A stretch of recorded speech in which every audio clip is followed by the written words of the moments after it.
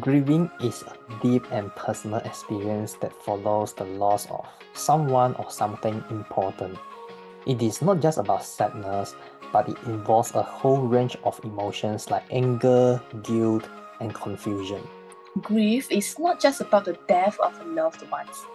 It can be from the end of a relationship, losing a pet, losing a job, or even major changes in our life situations. Empowered Liion, roar so loud, no fear in this crowd. Passion turns to power now, living life so proud. Hey everyone, welcome to the Future Builders podcast by Empowered Liion. This channel is about guiding you to live a life you desire by integrating your passion into your career. We want to show you how you can make enough money while doing what you truly love. It is not a myth. And we are doing this right now. Hey! Well, today we are going to tackle a topic that touches all of us at some point in our lives. It is not some happy stuff, but it's about finding and maintaining motivation during one of the toughest times anyone can face, when we are grieving. Absolutely, Daniel. Grief is not just about dealing with loss, it is about confronting a whole spectrum of emotions that can disrupt our daily lives, our work, and even our dreams. But even in the depth of such times, there are ways to find a glimmer of motivation to keep us moving forward. Because when we lose someone, it is not a very great idea to stay at that moment forever. We must move on eventually, right? I agree on that, Belle. So today we will dive deep into how we can continue to push towards our goals and stay connected to our passions, even while navigating the complexities of grief. We'll be looking at the strategies, but also exploring some of the psychological aspects that can help us understand what is happening inside us during the challenging times. By the end of our talk today, our aim is to leave you with a toolkit of strategies that you can use to help manage your grief and keep building your future, whether you're facing personal loss or supporting someone who is. There's something in this episode for everyone. So stay with us as we explore these pathways. And remember, you're not alone in this journey. Let's find out together how we can keep building our futures even during times of grief. First of all, grieving is a deep and personal experience that follows the loss of someone or something important. It is not just about sadness, but it involves a whole range of emotions like anger, guilt, and confusion. That's right, Daniel. And when we talk about grief, a lot of people will think, okay, it is just about someone has just left the world, and that's the only time we'll have this kind of feeling. But that's not true. Grief is not just about the death of a loved ones. It can be from the end of a relationship, losing a pet, losing a job, or even major changes in our life situations. Everyone experiences grief differently. It typically moves through several stages, though not everyone goes through them in the same order or experience them all. Now let us go through the stages of grief. The grief cycle, which is created by Elizabeth Kubler-Ross, maps out a journey through 5 stages that many of us go through after a significant loss. It starts with denial, which is really about shock and disbelief. Right, denial acts as a kind of buffer after the initial news hits. It is a way for our minds to minimize the overwhelming emotions at first.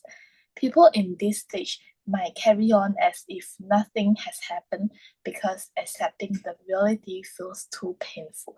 For example, if your loved one just passed away, just left the world, then you might not be able to accept this kind of news. Example, the death is because of a sudden accident or even a disaster or anything else. It is too sudden for us to accept it. So we'll start from denial first. We might think that, okay, the person just, like hiding from you, that he or she is still on this world, just that you can't meet together right now. Exactly, Bell. And as the shock wears off, days or weeks after, anger usually steps in. This can be a confusing time because the anger might not be directed to where you would expect. It didn't. It is not just anger at the circumstance. It can also be directed inwardly to yourself. And that's a key point, Daniel.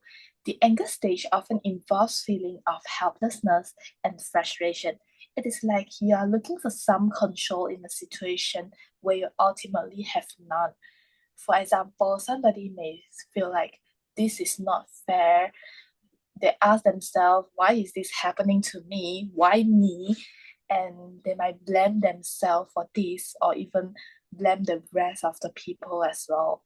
So if you find that your friend or even your loved one is in this kind of stage, please be more patient to them because they are really having a hard time right now.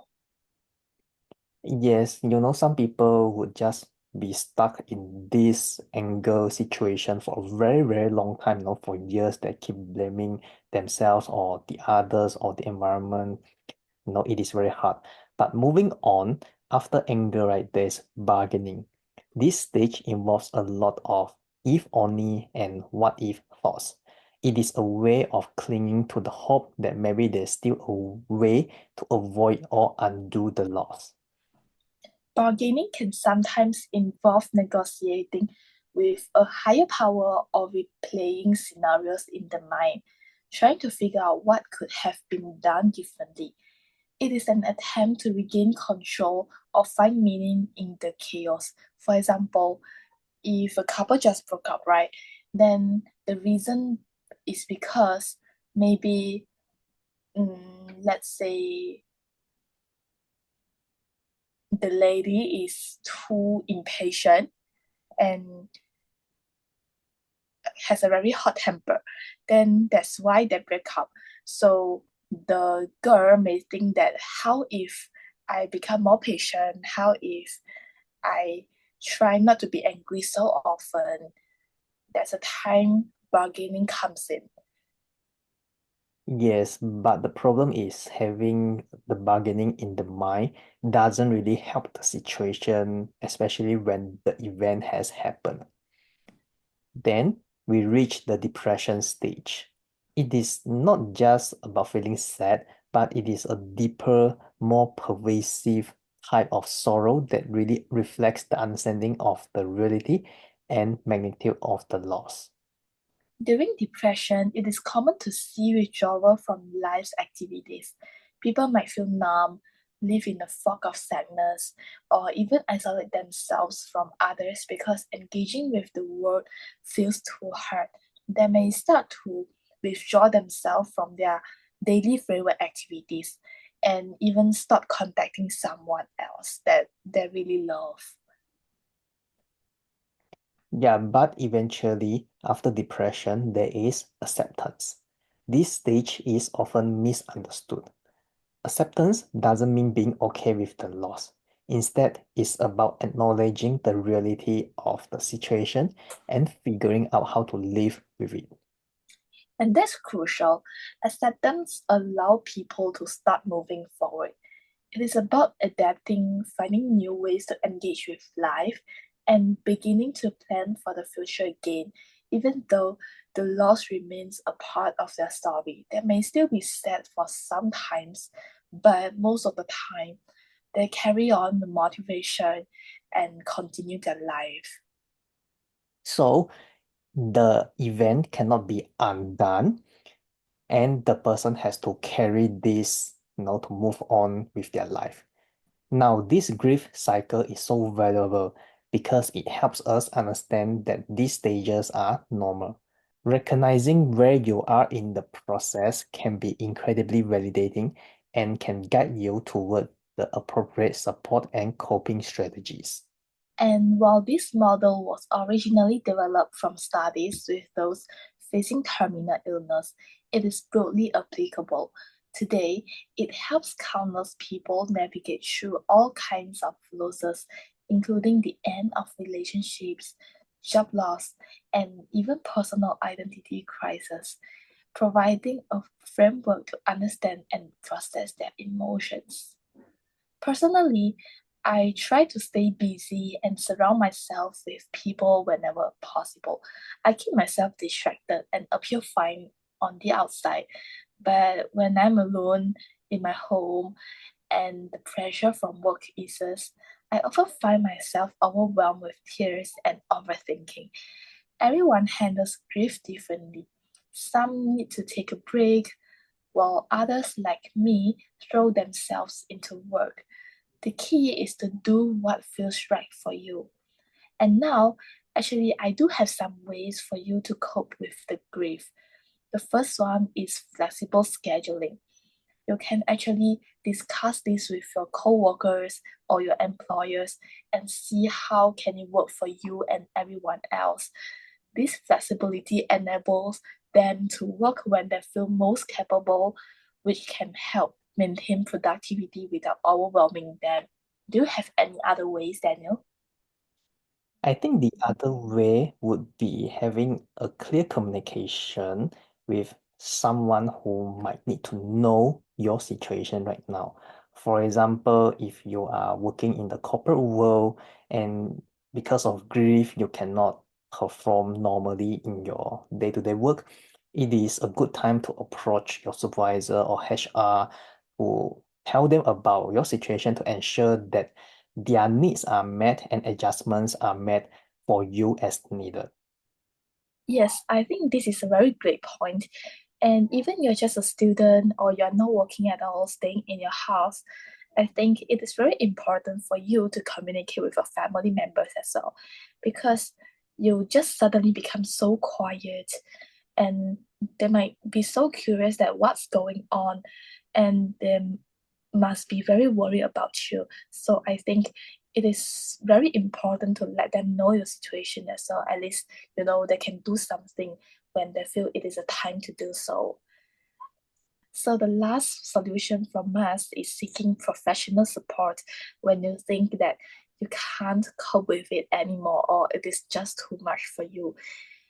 Having a support from a professional, actually, this is not a very shameful thing. People usually will think that it is so embarrassing for them to share their personal stories with the people, like maybe psychologists or some other consultants. But actually, this is encouraged to do so because the use of counseling services or support groups can provide emotional support and coping strategies. It is not so general, but it can be customized according to your own personal situation. Professional guidance can help you process your grief more effectively, which can improve your overall mental health and readiness to focus on work tasks. However, it is very important to trust the professional before you visit them, because only when you are open to share your stories, you will have a fruitful session and takeaways. So, meet the professionals with an open heart. Now, these are just some of the solutions from us. If you have similar experiences before and you would like to share your very own coping strategies to people who might need it now, feel free to comment below and I think many people would appreciate it. As we have discussed today, grief is a deeply personal and complex experience that can touch every part of our lives, from our emotions to our work. Understanding the stages of grief, as outlined by Elizabeth, gives us a framework to navigate these challenging times. Yes, and it is important to remember that everyone's journey through grief is unique. Whether you find yourself in denial, anger, bargaining, depression, or even acceptance, it is okay to take things at your own pace. These strategies that we have talked about, like flexible scheduling, seeking professional support, and clear communication, are all tools that can help you maintain your productivity while honoring your need to heal. What stands out to me, well, is it is the importance of doing what feels right for you.